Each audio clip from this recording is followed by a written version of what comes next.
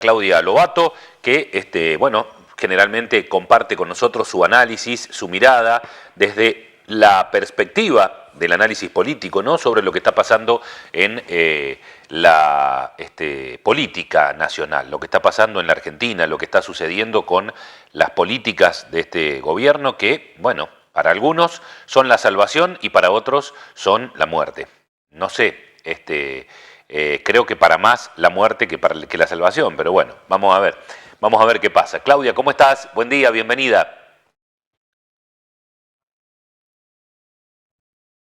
Esta vez parece que la cosa viene un poquito complicada para el presidente. Venía como que venía, digamos, remándola y esta vez se le empieza a complicar un poquito. Ujú. Y digo, tomo en cuenta la última encuesta de Subán Córdoba. Siempre digo, traigo a colación estos trabajos de esta consultora, pues son bastante relevantes, donde la mayoría de los analistas y periodistas después, y politólogos, digamos, usan estos Chicos, datos para trabajar. Datos que se realizan. Voy a aclarar primero cómo se toma esto, porque por ahí no hemos aclarado por ahí cómo toman los datos. Estos datos son recabados sobre 1.400 casos por un sistema de recolección de datos denominado CABI, que es un cuestionario estructurado en línea, ¿sí? Esta última encuesta se realizó entre el 7 y el 8 de junio y bueno, ahí empezamos a ver que la aprobación, por ejemplo, de la gestión de Milei está en un 45% frente a una desaprobación del 54,4%. También una caída de la imagen que ya lo habíamos hablado la otra vez, que venía cayendo lentamente, pero esta vez, digamos, los datos son como más relevantes, resultando ser una imagen positiva de un 43% frente a un aumento de la imagen negativa de un 55,8% para ser precisa. Entonces, ahí vemos cómo la imagen, digamos, del presidente ha empezado, digamos, a caer, cómo parece que la ciudadanía empieza a ver esto de que los logros no son tales, que no solamente con bajar la inflación era digamos, como con mostrar ese dato de la baja de la inflación, era como lo único relevante. Justamente esto también viene a colación de los escándalos que ha tenido el gobierno en estas últimas semanas. Fíjate que el gobierno venía siempre marcando agenda. Es decir, ellos largaban todas las semanas una bomba de humo, digamos, se hablaba durante toda la semana de ese tema, de lo que ellos imponían. Entonces, mientras tanto sucedían otras cosas y como que se tapaban, digamos, con todo esto que el gobierno instalaba de antemano. Y esta vez le resultó distinto. Es decir, yo miraba la editorial de Carlos Pagni, decía los riesgos del odio, decía anoche. Es decir, cómo esto se te puede volver en contra. Y fíjate vos que fue algo de lo que pasó con estos últimos días con el tema del Ministerio de Capital Humano. Fíjate que fue un caso muy resonante que no hace más de 2 semanas que se viene hablando sobre la denuncia que realiza Grabois, que es un referente de los movimientos sociales, sobre los alimentos que estaban a punto de vencerse, donde la justicia toma, digamos, cartas en el asunto. Bueno, se descubren ciertas irregularidades y empieza todo este movimiento, digamos, en Capital One. Y esto es algo que ha afectado bastante al gobierno porque no se ha hecho cargo, no ha gestionado esta crisis y es algo de lo que, digamos, se le empieza a dar vuelta a la torta, como quien dice. Es decir, este impacto que le ha provocado, digamos, esta crisis ha sido significativa y ha repercutido en su imagen y, digamos, no solo, y en su gestión también, obviamente, porque es algo que también está mostrando síntomas de decadencia. Entonces, digamos, la causa de alimentos, que llevamos 2 semanas hablando de la gestión de Petovelo, la ministra de Capital Humano, sobre si debe renunciar o no, y donde la encuesta vemos que señala claramente que dice un 58,3% dice que sí, y que debe renunciar, y que ha manejado mal el tema frente a un 28% que dice que es la mejor ministra de la historia, como sostiene el presidente, digamos, y un 65% que está opinando lo contrario. Es decir, el gobierno continúa su defensa a ultranza de la ministra, pero esto tiene costos, obviamente. ¿Por qué? porque esta misma sociedad que lo apoya empieza a ver, como quien dice, empieza a ver esto de que no es de que no es todo tan bueno como se decía, empiezan a ver los errores, porque también tenemos que tener en cuenta que estos días se conoció el índice, o sea, los números de la pobreza, el crecimiento de la pobreza del estudio que había realizado la UCA de un 55%, entonces vos decís, tenés un crecimiento de la pobreza y por el otro lado estás reteniendo alimentos que podrías repartir para gente que se está literalmente muriendo de hambre, pero también sabemos que es un gobierno que está negando la pobreza. Tenés al ministro, al nuevo jefe de gabinete, Franco, que hoy está diciendo que no hay pobres, es decir, si salís a la calle no hay pobres. Digo, también tenemos que ser conscientes, que digo, depende por donde camines, si caminas por Recoleta seguramente no vas a ver pobres. No, pero sí lo vas a encontrar igual también, lo que pasa es que es una cuestión negacionista, Claudia, y una cuestión absolutamente negacionista. Digo, y no hay que olvidarse también que la política de Macri en la ciudad de Buenos Aires ha sido, digamos, retirar a la gente en situación de calle precisamente de las calles. Entonces también hace que vos veas, digo, yo estuve hace poquito en Buenos Aires y veía eso, hace que vos veas menos indigencia en la calle, lo cual no significa, es decir, no significa que no existan, es decir, el tema es que si los escondés, digamos, claro, no los veo. Si escondés la mugre abajo de la alfombra, obvio claro, que no la vas a ver. Exacto. Entonces, bueno, me parece que esto la gente, digamos, con temas tan sensibles, o sea, la gente hay cosas que vos no las podés negar, digamos, no podés negar la pobreza. Sabés que existe, sabés que está en aumento, los datos, digamos, son relevantes, entonces me parece que también esto empieza a ser mella, digamos, a 6 meses de la gestión libertaria y con tan pocos logros, porque en realidad hemos visto prácticamente nulos los logros, digamos, lo único que ellos muestran como satisfactorio es la baja del índice de inflación.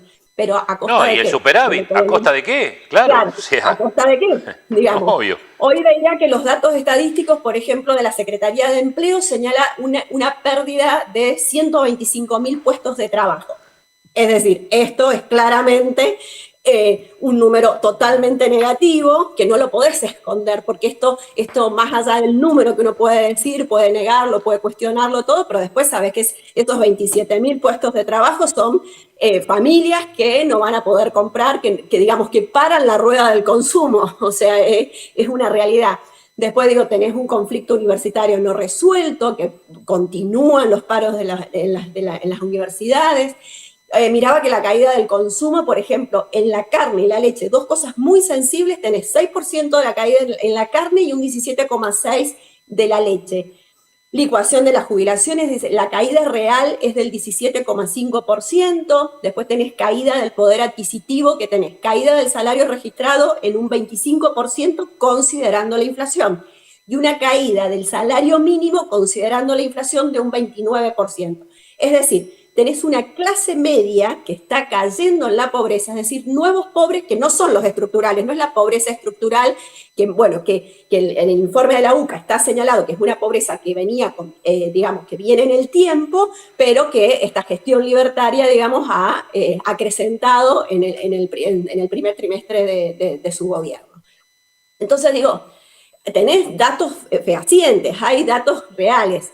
Hoy también miraba la Cámara de Almaceneros y Mayoristas que han admitido en una reunión con el secretario de Comercio, con empresarios del consumo, que no se está viendo la recuperación en vez que esperaban, digamos, no hay una recuperación en las ventas, entonces tenés un escenario recesivo demasiado complejo. Y ya no lo podés, digamos, como esconder bajo la alfombra, como quieren hacer con los pobres, digamos, o los indigentes que los meten en algún lugar.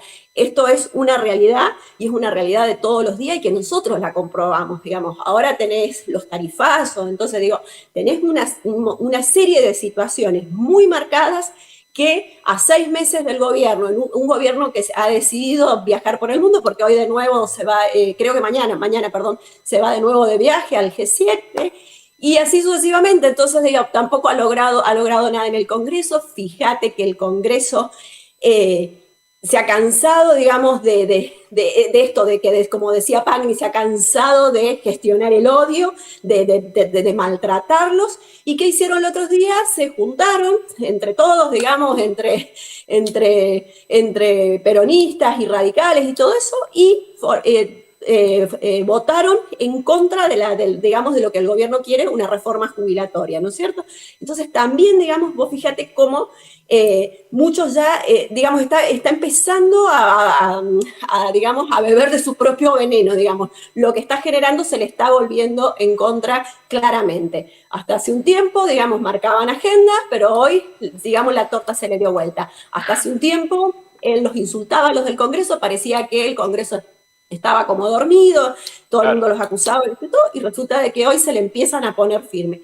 Y otra cosa que fíjate que también hay que prestar atención con este asunto de los alimentos, que hoy también empiezan a pelearse con la justicia, fíjate con el Poder Judicial, que digamos, ya venía, o sea, en la división de poderes el presidente venía ya... No le importa ni un poquito. Peleando con el Poder Legislativo. Ahora ya empezó con el Poder Judicial, han empezado a alargar, así que hay que seguir de cerca ese tema, ahora en qué va a terminar. Evidentemente es un presidente que la división de poderes, digamos, ni le interesa...